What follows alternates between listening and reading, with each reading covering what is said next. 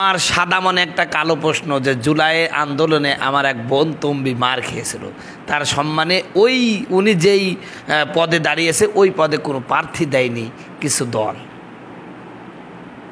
তার মানে তাকে সম্মান করে প্রার্থী দেয়নি।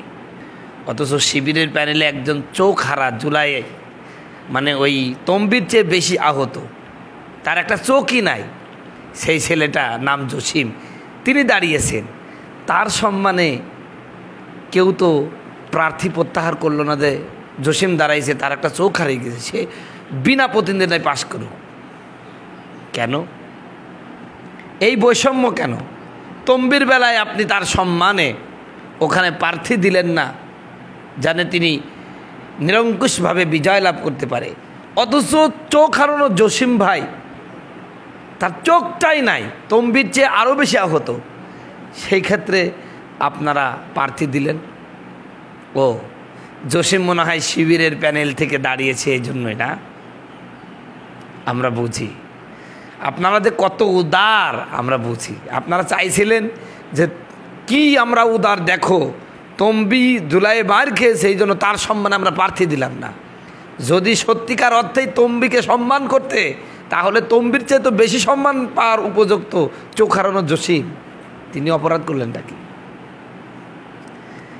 আসলে বর্তমান যারা নির্বাচন মানে নেতা নেত্রী যারা হচ্ছে, এরা জনগণকে সারা জীবন বুকাচোদায় ভাইবি গেল, মানে বুকায় ভাইবি গেল, কোনোদিন আর এদেরকে বুঝলো না যে জনগণও কিছু বোঝা শিখেছে।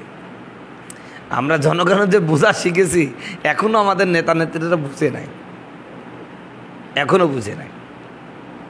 বুঝলে এই সমস্ত আউল ফাউল কাম করতো না। যে বৈষম্যের জন্য এতগুলো ছাত্র জীবন দিল, সেই বৈষম্য কি দূর হয়েছে? বরং আরও বেড়েছে।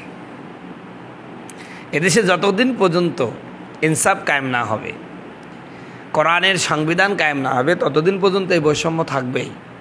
এই বৈষম্য দূর করার জন্য একমাত্র কেবলমাত্র শুধুমাত্র ইসলামী আইনই পারে এই সকল প্রকার বৈষম্য দূর করে সকলের মধ্যে সাম্য প্রতিষ্ঠা করতে।